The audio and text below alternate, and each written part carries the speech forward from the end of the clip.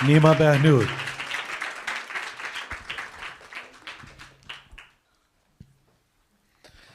Great talk.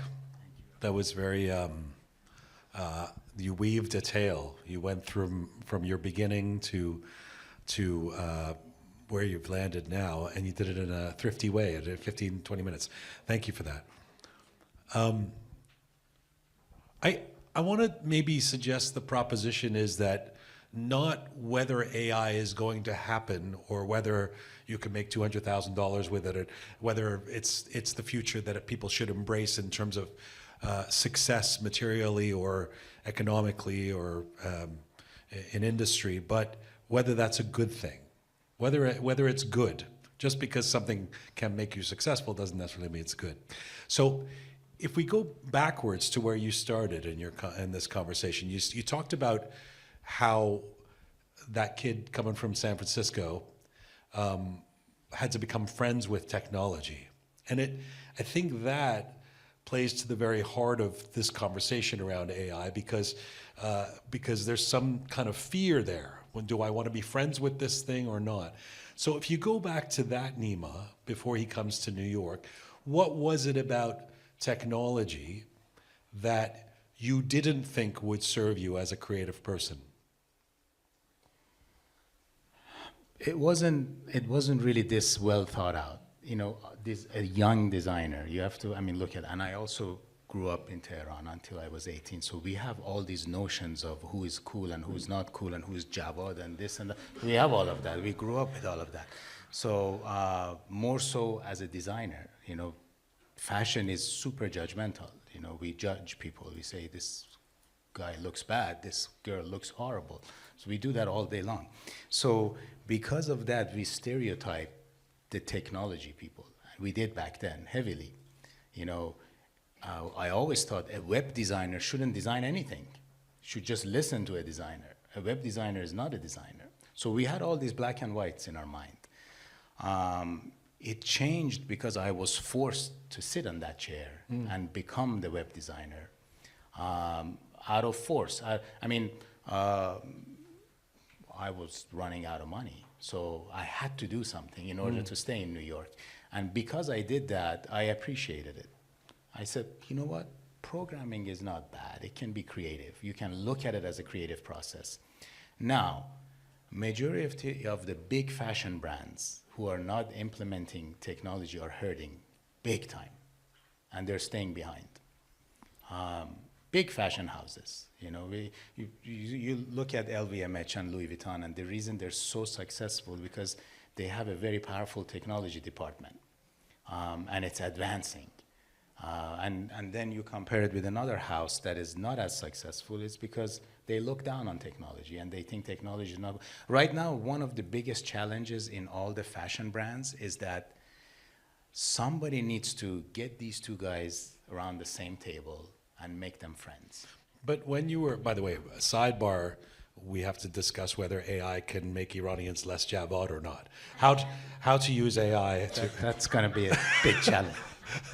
But not that there's anything wrong with being Javad, of course. I'm not judging. Javad is in right now a little bit. Is Javad back? Yeah. Well, that's good to know. It seemed like it had gone away for a while, but it's nice that it's back. At the heart of when you're that cool kid who distrusts technology, it seems like part of it is a concern that that there's going to be a stifling of creativity, that it's going to somehow be an attack on creativity. And that's what I feel strikes at the heart. That's certainly what I fear when it comes to AI. I love the fact that I can already use it to make my life faster or whatever, but where is creativity in all of this, right? Because as you say, AI cannot create NIMANY, can't create you at least, but it can create something very close to you. And if that becomes the norm and people are socialized to feel that that's okay, it can replace you. And therefore we're losing creativity. Do you see what I'm saying? No, I see what you're saying, but I'll give you one little story. When I was 15 in Tehran, We were so infatuated by Levi's 501.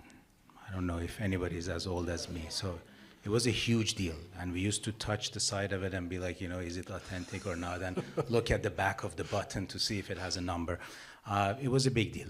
Me and my friends used to go to the border of Iran and Iraq, because Red Cross would drop packages of ripped up clothing in that area. We would find them, bring them back to Tehran, boil them so we can take them apart, and have these jeans and write on them and put graffitis on them and sell them. We would take them to Shomal and in the parties and sell them, and that was so fascinating. Because as a 14-year-old, I was touching my own money. It was a very big deal. To a point that my parents got worried that they thought I'm a drug dealer. They saw some cash in my room and they came like, where did you make that money? And I said, no, You were a kind of drug dealer. So this fascination existed back then. So I experienced something. And then I have a feeling that it was the same hunger that carried me to New York and forced me to create NIMANY, because I always wanted to have a brand even when I was 14. Now, Excellent. now AI can't do that. Can't Exactly. go through life Exactly. like that. I don't think AI can go through that life process. Well, but that's my point. What I'm saying is, if that's the case, but if somebody can create something, somebody earlier said fast fashion. I'm assuming you're not a fan of fast fashion, are you? Why not? They Oh, make a it's lot good? of money. Fast fashion is okay? Yeah, I'm a fan of money. They make a lot of money. I have no response to that.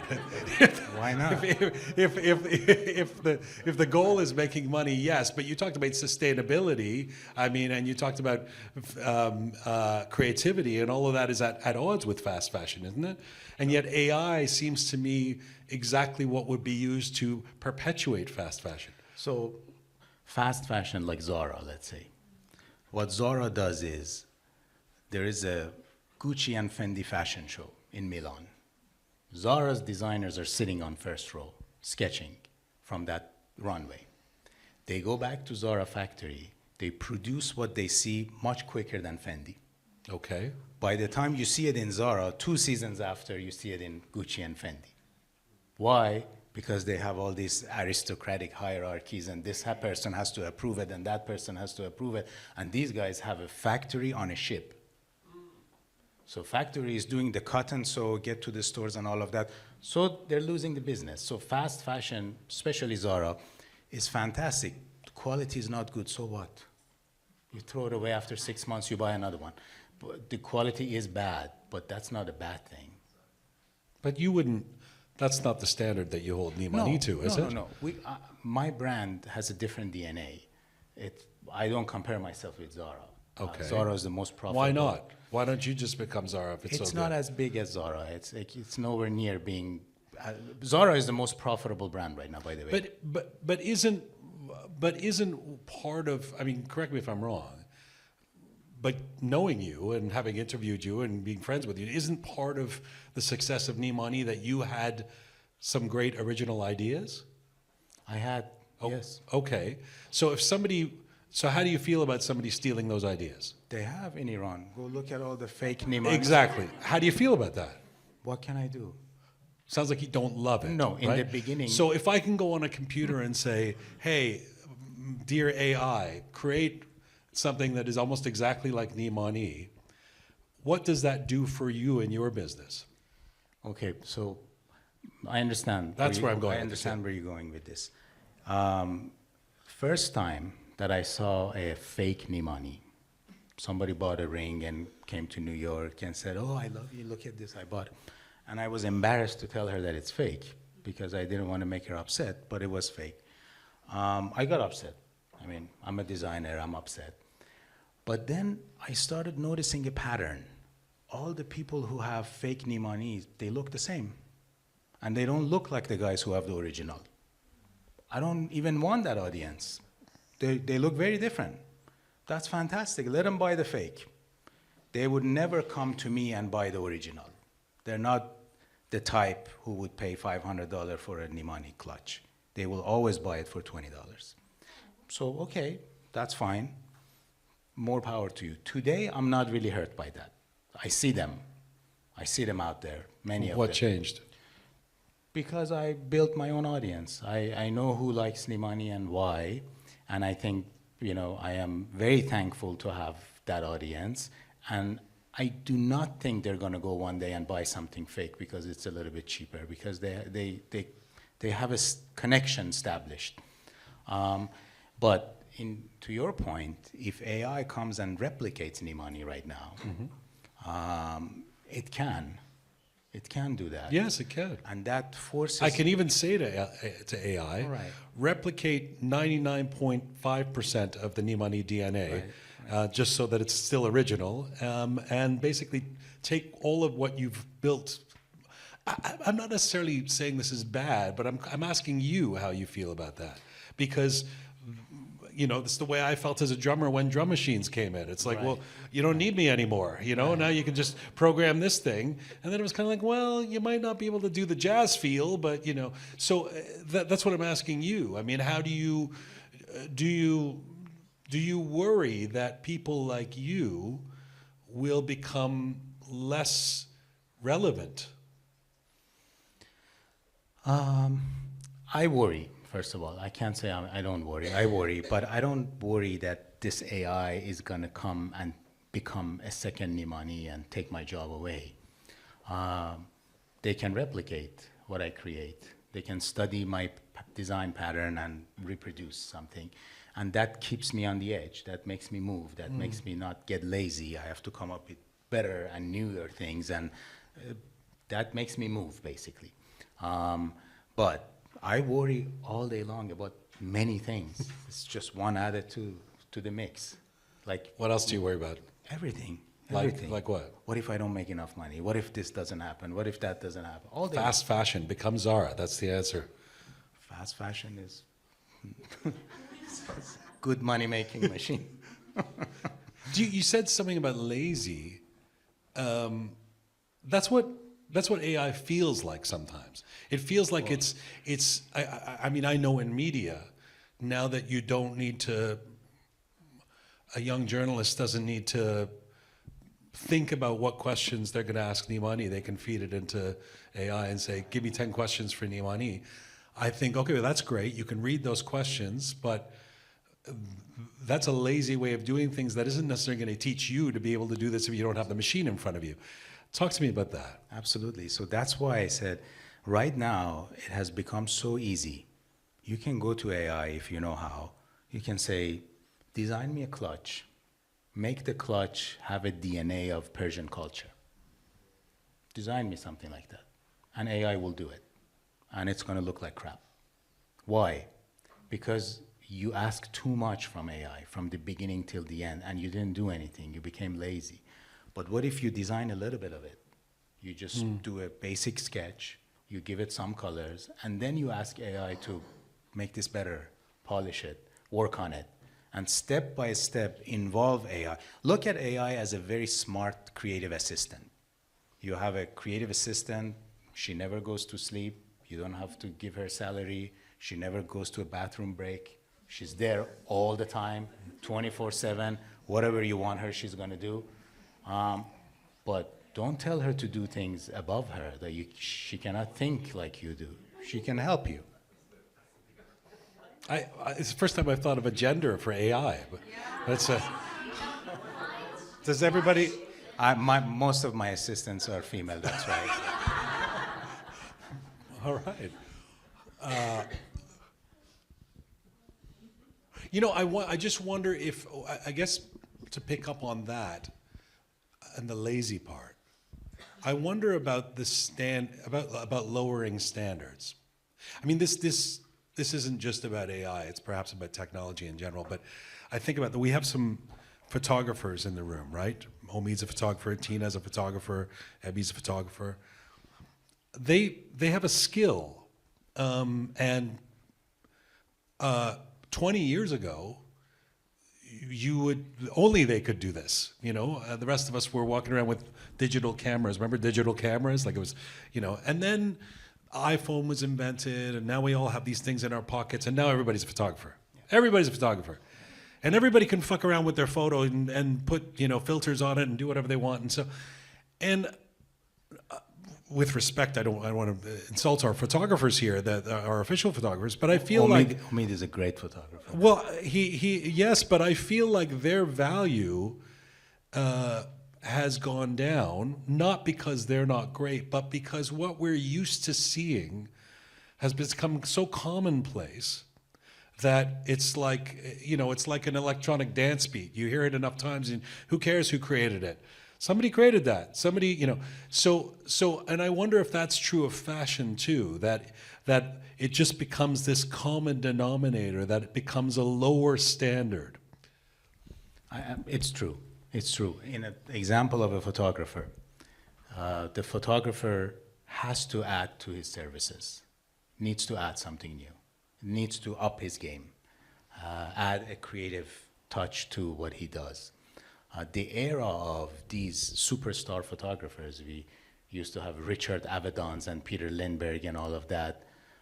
The guy would show up at the shoot and just press a button, and you have Chrissy Turlington and Linda Evangelista in front of you. So if you put a child, you're gonna have a fantastic photo. It doesn't matter. That era is done. I don't think we're gonna have a novelty photographer anymore. Now, the photographer does not have the luxury to say, I'm just a photographer. Somebody else needs to do the rest of the job. Also a barista. Yeah, you can't do that. You need to learn. I mean, you need to really educate yourself. You need to, maybe a photographer gets into AI is going to discover something really interesting. So that is a job loss. a job loss for who? But the photographer. So it forces photographer to become better and add something. And if you don't want to do that, if you're too lazy for that, you're going to lose your job. If AI creates something for me, design me a pair of pants that I'm gonna put out there, design me a pair of pants that look like a cross between Alexander McQueen and Nimani. Who owns the copyright to that?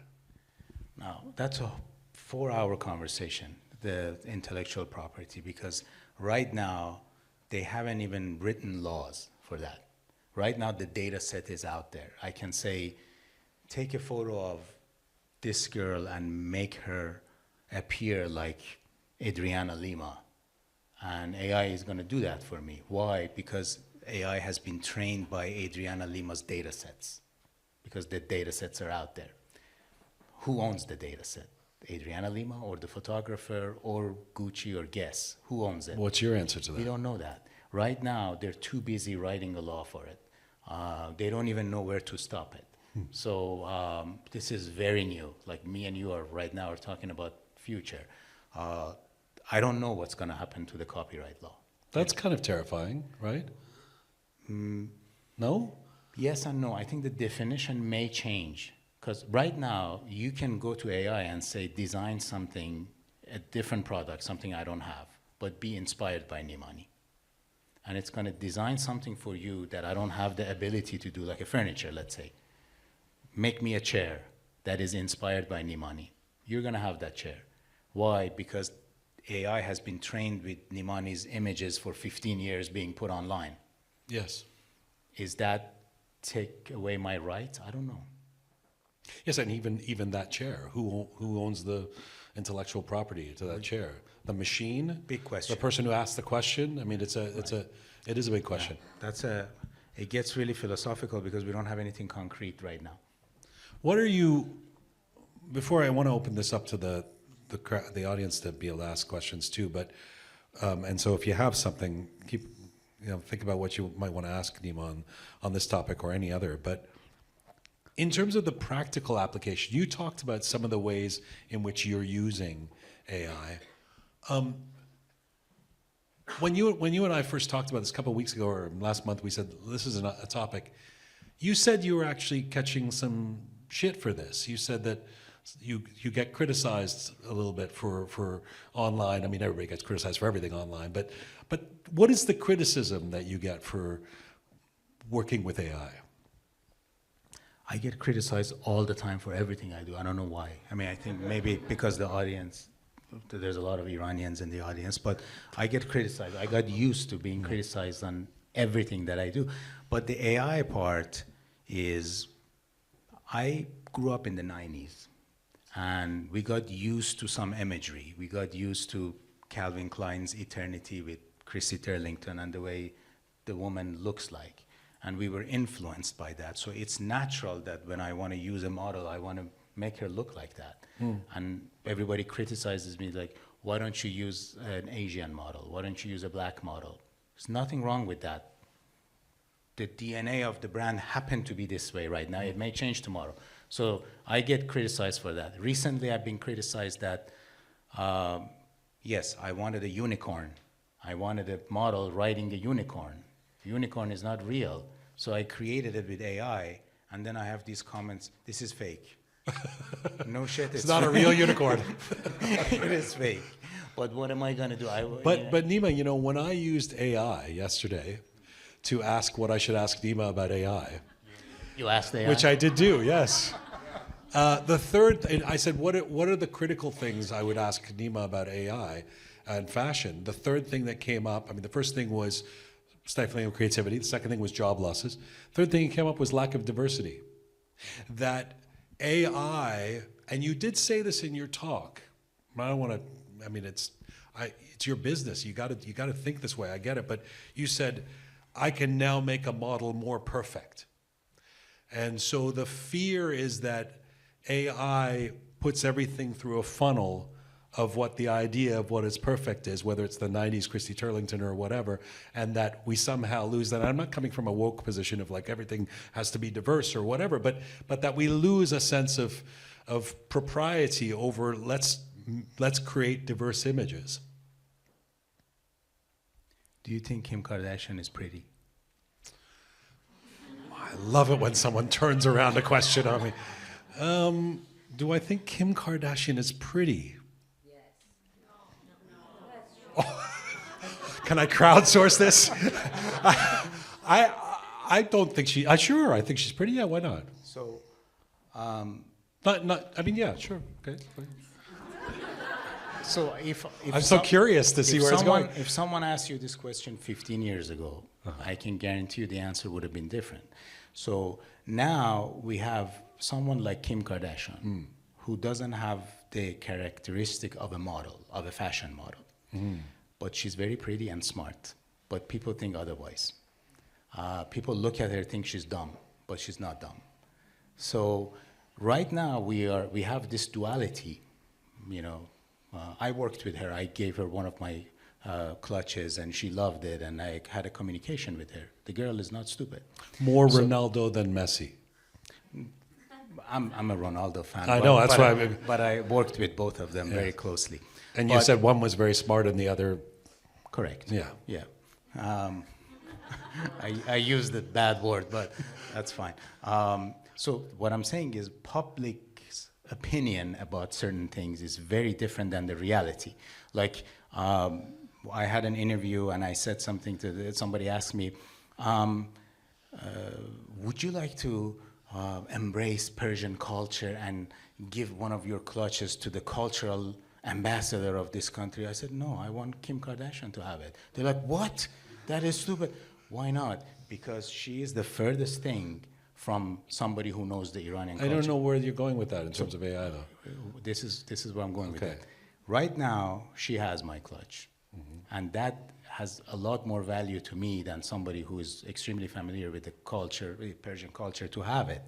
Now, the reason I brought this in the middle is because you said you've been criticized recently about a bunch of things. It's people's opinion versus the reality of certain things. You get criticized no matter what. Same as I just asked you if you think Kim is pretty or not. When she's holding your clutch, very pretty. So when she's got the Nima, sporting the you're Nima. just being kind to me, but look at her in her own light. But actually, I didn't totally understand that. Do you think 15 years ago I wouldn't think she's attractive? No. So, but I do now? You asked me thinking that I was going to say yes immediately. I don't know if what you're- happened to Kim. I don't know. I don't understand where we're going with it. People like Kim Kardashian are considered more attractive now. No, what I'm saying is people's opinion, there's a lot of resistance towards her. People think she's stupid. People think she's wrong, this, that. But in reality, what I'm saying, as somebody who has been close to her, she's not. So I get criticized, but it's okay because that's not the reality. I wasn't criticizing you. I was talking about just AI and diversity, and because I mean, this isn't new. This goes back to in the 1980s, or not the book, the Beauty Myth. How Right, everything right. we're beholden to something that a multi-billion-dollar industry Right. tells us is beautiful, and some of us with bigger noses were like, oh, I wish I looked like Brad Pitt, and Yeah, that's not just women, right? Yeah. So it feels like AI has the potential to accelerate that even further, to create more perfect images that are not consistent Oh, with I a see. diverse society. I see. Not necessarily. You can ask AI to make the model look any way that you want. You look at Gucci's latest campaign. Those girls look sick, all of them. They look like they have serious illness, boys and girls. That wasn't accepted 10 years ago, but now they have this heroin chic that they call That's it. back too? Yeah, That was yeah, the 80s. CK1 and Heroin chic and Javad, two things are coming Kate back. Moss. Yeah. So no, AI can create that. AI can create that look. No, AI can't just do pretty girls. AI can do whatever you ask him to do. Be inspired by the 2011 campaign of Fendi and create something. They can do that. The bottom line of what you're saying is actually very consistent with what a lot of smart people in tech say, which is not the technology, it's how you use it. It seems to be the theme of what you're saying, which I totally appreciate. Can you talk about the app? What is the way that you've used AI most recently that has been the most effective for you? Right now, the majority of the AI that I used is in retouching and color correcting. So before, when we had a photo shoot, we had a makeup session that took about 2 hours because we were really picky about the makeup and how it looks like. Now we are a little bit more relaxed because even if it's not perfect, we make it perfect quickly. That's 90%. A little bit are the settings. Let's say I want to shoot something in south of France. I create the same exact setting and lighting in a studio. Sometimes I even bring water and make some water reflection and all of that. And then we add south of France to that. So this is very easy now. You're saving a lot of money.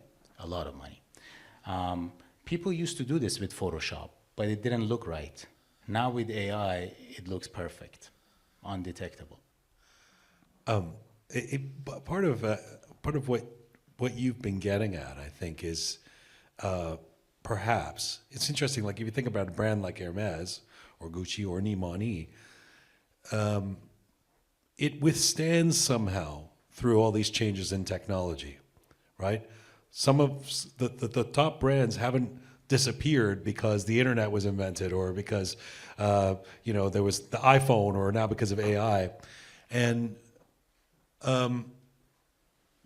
in about 20 years ago, or I guess 19 years ago now, 2006, I did a documentary series that was called The End. It was a 3-part series called The End, about the end of radio, the end of television, the end of print media. And for the print media one, I went to, because this was the coming of the internet and all these online, and it was at a time when the subscriber model for newspapers was absolutely not working. Nothing was working online. Nobody was making money online yet.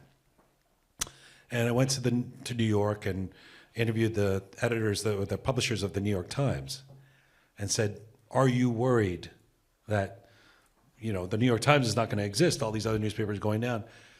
And they quite bullishly, almost pretentiously, but very clearly said, "No, we'll be okay because content is king. People will always want a New York Times, because we're the newspaper of record, we're the best. Now, whether you think they are or not, they're certainly, up there, right?" And they turned out to be right. A lot of other newspapers have died, but New York Times has actually gone up in revenue because they've got a subscriber model now where people all over the world who couldn't pay for home delivery because they didn't live in New York or something like that are now subscribers to the New York Times. And so do you believe that? Do you believe that ultimately content is king? That no matter whether AI or not AI, etc., those designers that are the true best, however we define that, are not going anywhere? If you're talking about the creations that they've done, if it's not going anywhere, of course, it's not going anywhere. But the job of a designer is going to get redefined. It's not going to get disappeared. The designer is not going to become jobless. It's going to be redefined, and they have to adapt to that new norm. So it's really smart for them to update themselves with technology and adapt to that rather than making fun of it or looking down on it. And it sounds like you were saying in your talk that there are some big fashion houses that are scrambling now to catch up to AI and all of that. Because they have felt the need that they need to have an AI department, but they don't even know what it is. So right now, it's a hot job in the fashion industry, and they don't even know how to define the title of that job. They just say AI specialist because they don't know who that person is. Like, you know, Louis Vuitton has one, but let's say Balenciaga wants somebody to go there and say, I'm gonna open up a department here, I'm gonna hire people, we're gonna have AI, don't worry about it, we're gonna be up to date with technology. Everybody wants it. So people who are good at it, good at generative AI, are gonna have really good jobs. Thank you, everybody. I want to mention that we're going to, after this, create some space here and do photos with Nima. If you want to take a picture with him, we have our wine, we have our food.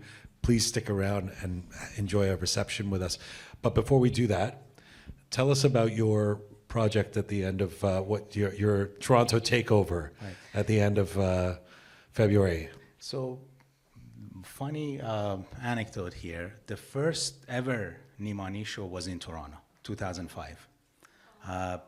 Completely by accident, happened to be a convention center here in Toronto, and there was a trade show, and we did the first show.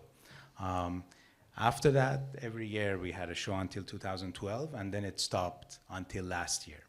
Last year we had a 3-day trunk show, which was very successful. 1,000 people a day showed up to the show. So this year, we're gonna make it even better. We're gonna make it bigger, and we're gonna have different experiences at the new location. It's gonna be February 28th, March 1st, and March 2nd. You get to experience art and fashion, and you get to see some really unique things. It's a big surprise. So mark your calendars, February 28th, March 1st, and 2nd. Thank you, you guys, for coming. Thank you again to Shima and Mahnaz and Nasim and all the people who helped put this together for us. Please do stick around. Once again, a round of applause for Nima Behnoud. Thank you. Thank you very much.